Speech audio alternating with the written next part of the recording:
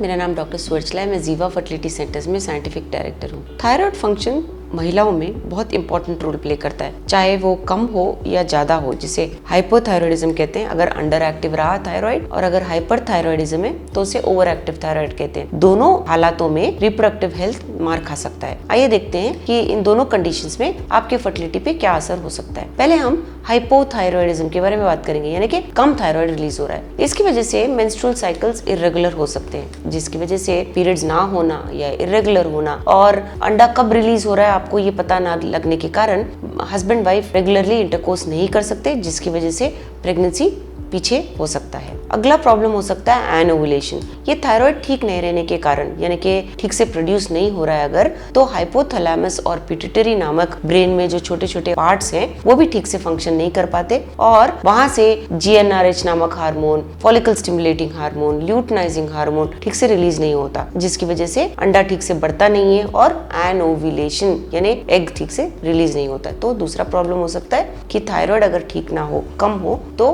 अंडा भी रिलीज ना होने के कारण आप प्रेग्नेंट नहीं हो पा रहे हैं शायद। अगला प्रॉब्लम बहुत गंभीर है, इसे लूटियल फेज डिफेक्ट कहते हैं। लूटियल फेज जो होता है वो आपके पीरियड का सेकंड भाग होता है, यानी कि पहले 15 दिन को फॉलिकुलर फेज कहते हैं और दूसरे भाग को लूटियल फेज कहते हैं। पीरियड के पहले वाले 15 दिन उसे लूटियल फेज कहते हैं और इसमें होता ये है कि जहां से अंडा रिलीज होता है वो फॉलिकल अब कॉर्पस लूटियम कहलाता है। इस कॉर्पस लूटियम से प्रोजेस्टेरॉन नामक हार्मोन रिलीज होता है। ये प्रोजेस्टेरॉन हार्मोन प्रेगनेंसी के लिए बहुत महत्वपूर्ण होता है। हाइपोथायरॉयडिज्म में लूटियल फेज डिफेक्ट हो सकता है, जिसकी वजह से ये प्रोजेस्टेरॉन ठीक से रिलीज नहीं होता है और इसके कारण आपका जो गर्भ का लाइनिंग है वो रेडी नहीं होता है प्रेगनेंसी के लिए, यानी कि अगर एम्ब्रियो बन भी जाता है तो वहां पे चिपकता नहीं है। Luteal phase defect hypothyroidism patients में बहुत कॉमनली देखा गया है। अगला प्रॉब्लम है मिसकैरेज। हाइपोथायरॉयडिज्म पेशेंट्स में मिसकैरेज बहुत ज्यादा देखा गया है और ये इसलिए होता है क्योंकि आपके गर्भ का लाइनिंग ठीक नहीं होता है, हार्मोनल बैलेंसेस ठीक नहीं होते,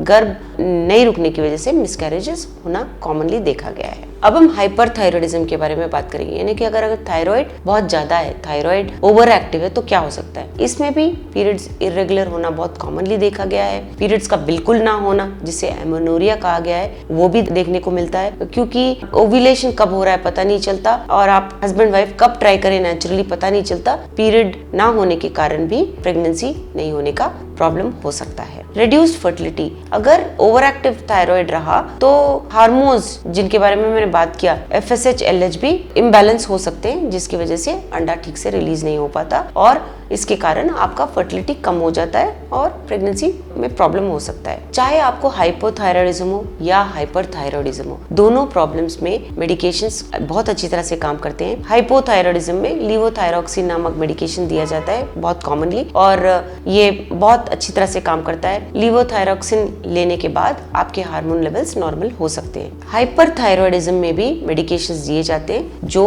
ये ओवर एक्टिव थायराइड को थोड़ा सा कम करता है। अगर ज्यादा थायराइड रिलीज हो रहा है तो ये जो मेडिकेशंस हैं उन्हें कम करते हैं और लेवल्स को रेगुलराइज करते हैं। हाइपरथायरॉयडिज्म में आयोडीन अपटेक भी ज्यादा होता है, मतलब आपके बॉडी में जो आयोडीन है वो भी ज्यादा होने के कारण ये प्रॉब्लम हो सकता है। तो जब ये हाइपरथायरॉयडिज्म के मेडिकेशंस दिए जाते हैं, आयोडीन भी कम ऑब्जॉर्ब होता है, जिसकी वजह से थायराइड लेवल्स नॉर्मल होने के चांसेस होते हैं और आपको प्रेगनेंसी में सक्सेस रेट ज्यादा हो सकता है। चाहे हाइपरथायरॉयडिज्म हो या हाइपोथायरॉयडिज्म हो, कम हो या ज्यादा हो, तो भी आपको एक स्पेशलिस्ट को दिखाना चाहिए। ये मेडिकेशन अपने आप स्वयं नहीं लेने चाहिए आपको। इस मेडिकेशंस को लेने के पहले डॉक्टर आपका डिसऑर्डर क्या है देखेंगे, आपका एज, आपका मेडिकल हिस्ट्री और प्रॉब्लम्स, अंडरलाइंग प्रॉब्लम्स क्या है देखने के बाद ही आपको थायराइड मेडिकेशंस दिए जाएंगे। तो आप स्वयं ही कम है करके लीवोथायरॉक्सिन ना लीजिए, हाइपरथायरॉयडिज्म के मेडिकेशन स्वयं ही ना लीजिए। ये सारे एक फिजिशियन के देखरेख में ही लिए जाने चाहिए। इसके बारे में और जानकारी के लिए अवश्य जीवा फर्टिलिटी सेंटर्स आइए। धन्यवाद।